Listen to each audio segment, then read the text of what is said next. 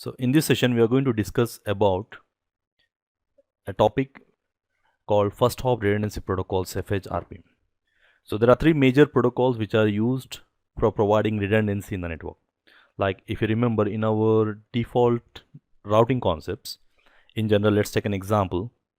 I have a router which is connected to my LAN, and in the LAN I have multiple users in the LAN, okay? And this router is connecting to my service provider from where I'm able to access my internet services. So now what we are going to do is this branch office again connecting to some other branch offices. That is a different thing again. Assuming that this router is connecting to ISP, so we will go to this router and we are going to configure IP route command, and then we'll say 0000, where we are going to define the default route, and then whatever be the subnet mask, simply forward it to next hop.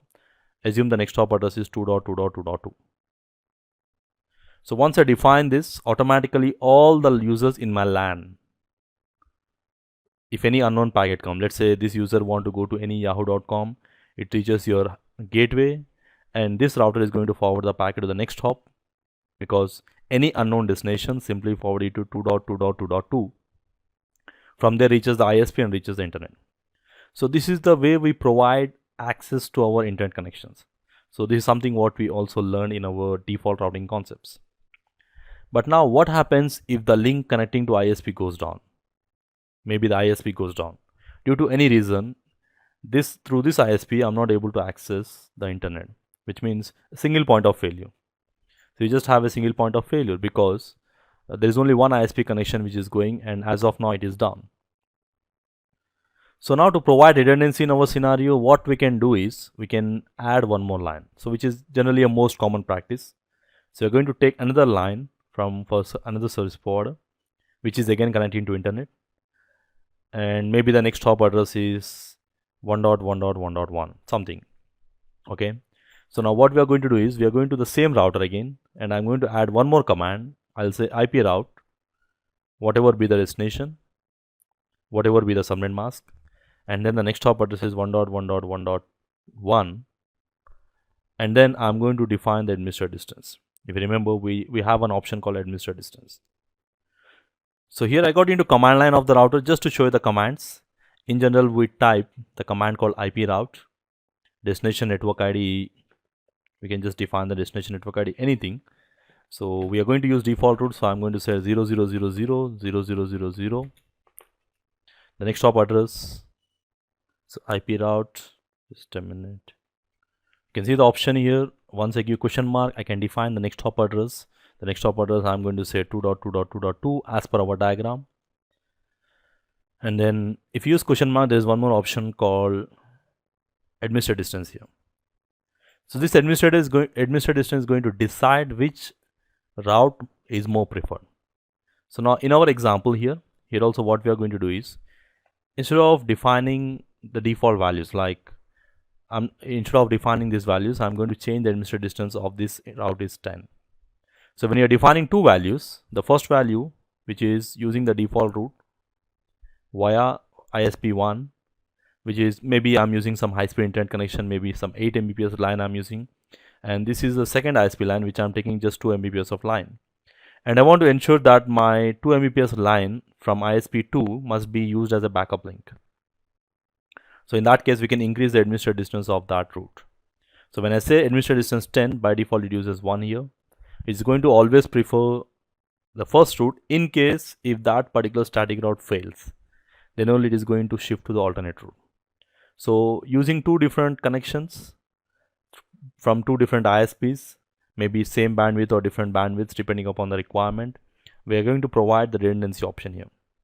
The main advantage in this scenario is we get the redundancy for ISP, where the end users in the LAN, they will not experience any delay, because in case the router is not able to forward the traffic from the ISP1 due to any reason, if that link fails or the ISP goes down, automatically it will redirect the traffic from the alternate route, because we have configured both the default routes in our routing table. So this way we are providing the redundancy, but the major drawback with this one is, what happens if the router fails? So there is no redundancy for the hardware. There is redundancy for your ISP connections. but there is no redundancy for your hardware or your gateway. Okay, so there is no redundancy for the gateway because there is only one physical gateway. So you can say I'm going to replace with a new router, but even if you replace with a new router, still it will take some time for you to provide the connectivity. At the same time, you have to load the configurations on the router, means all the routing configurations, everything like ACLs, NAT, whatever is configured. Loading all those configurations, it will easily take some time. So meantime, these users in the LAN, they will not be able to access the resources on the other end. So it can be internet or it can be any other, majorly internet we use. Okay, so there is no redundancy for your hardware. So that's the major drawback with this one. So to overcome this, what we are going to do is we are going to use something called FHRP, first hop redundancy protocols. Typically there are three types of protocols we call VRRP, GLBP and HSRP. These are the three major protocols which we use, and these protocols will overcome the disadvantage whatever we face here. Okay, so the main concept here, so I'm not getting into this particular part, default routes. You already know how to do these things in your basic routing studies, in your basic CCNA studies, but in this session we are going to focus on the different options of the default route we have, and how we are going to implement and how they are exactly going to work. So we call them as first hop redundancy protocols, and these are the three protocols. Generally HSRP is a Cisco proprietary. We'll see the differences, but before we get into the differences, the first thing we need to understand is the behavior and the advantage what we get. Okay, so let's move on with the advantage here. Let's try to see the difference. So let us verify how HSRP, VRRP or GLBP works here. So I'm going to take one scenario here where I got a LAN here. So they're all my users in my LAN.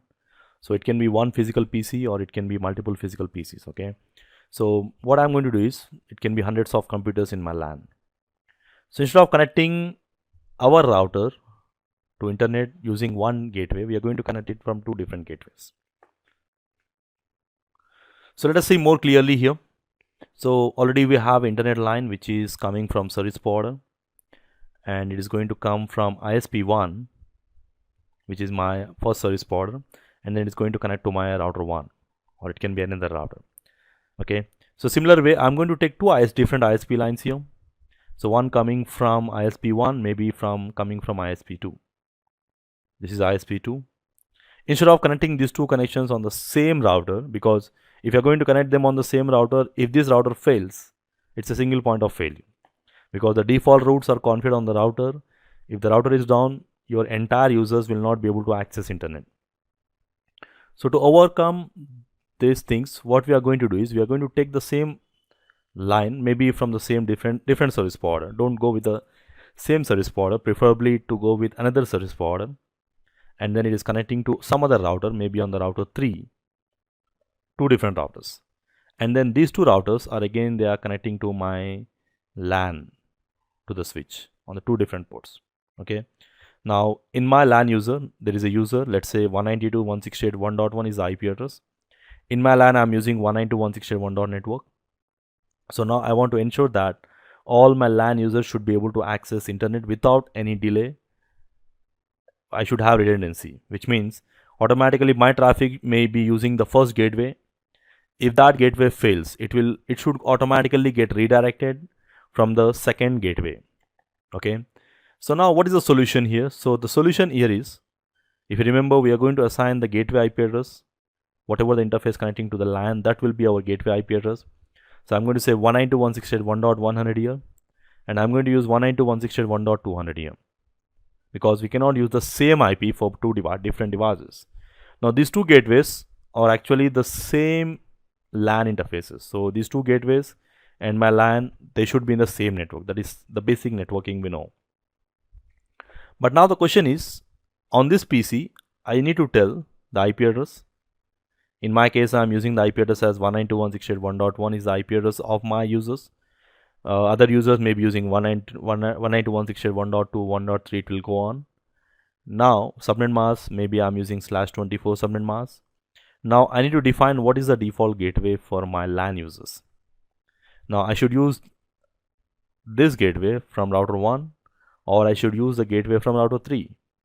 if I define the gateway address as 192.168.1.100, let's say, all my traffic will be going via the first gateway, because in my PC I was defined with a gateway address of 192.168.1.100, which means the second gateway is not at all used. And if I define the gateway of 192.168.2.1.200, which means all my traffic will be going via ISP2, which is 1.200. So even I cannot say that I'll use the 1.100 for half of the users. I'll use half of the users will use this gateway. That is okay. Maybe you are using two different gateways, but in case if something goes wrong, let's say this gateway is down, or maybe the ISP is down, there is some problem from ISP side, or maybe the link connecting to ISP is down, or maybe the link connecting to router 1 to the LAN goes down. If something goes wrong on that particular path, automatically the users who are using this gateway will not be able to access internet. So it's simple, those users will not be able to access internet. And changing the gateway in the production network is not possible. No, you cannot even say that I will use 192.168.1.100 as a gateway for all my users in the LAN. In case if they complain that there is a problem, they was not able to access some services on the internet, then I will change the gateway to 200, which is not possible, because changing the IP address, because already the users will be getting the IP address through DHCP, maybe in the production networks, or changing the IP address and the gateway. Even the end users do not have permissions to change their own gateways. They might need to restart their PCs to get a new gateway address, or they may need to change the IP addresses. It's not really possible in the production network changing or switching to gateways by changing the physical gateway addresses is not possible. So instead what we are doing is we are going to configure something called HSRP. Anyway, HSRP, VRRP, GLBP all will do the same job, similar job. I'm going to use these protocols. Any one of these protocol I'll be using. And using this protocol, I'm not going to use this gateway, I'm not going to use this gateway. Instead, I'm going to configure one virtual gateway. So this is your virtual gateway. Now virtual gateway means there is no physical device with this IP address. There is no physical device in the network with that IP. So it's a IP address, it's a combination of both the gateways, both the physical gateways. Okay, so I'm going to define it here.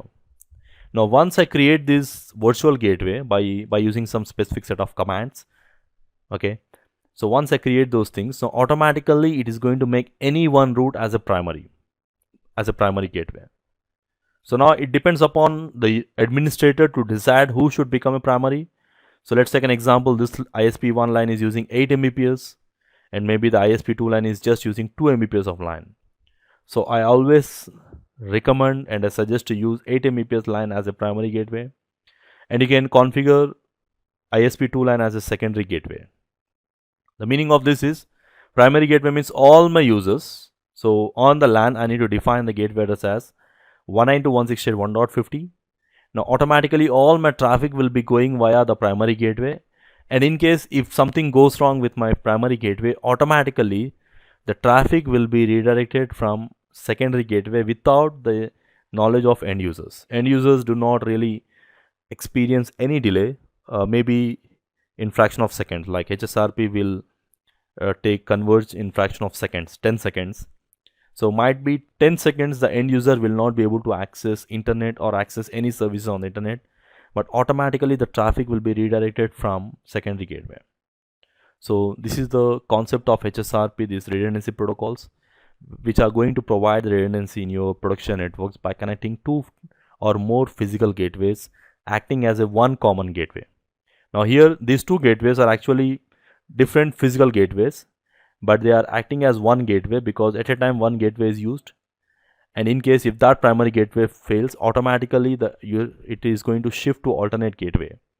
But on the end side, these particular end users will see that they have only one common gateway, so they will feel that as if they have only one common gateway, but there is no physically, there is no gateway present with this address 192.168.1.50. Instead, this address is a combination of multiple physical gateway addresses. So this is what majorly these protocols will do. Like here I can see the same concept I'm going to use here. So we are not assigning this gateway address and we are not assigning this gateway address. These are the actual physical interface gateway addresses, where one is going to act as an active router. Active means primary in HSRP terminology, and standby is a backup or secondary, we can say. So we are not going to define these gateway addresses. Instead, we are going to define the virtual IP address, which will be acting as the gateway for all the users in my LAN.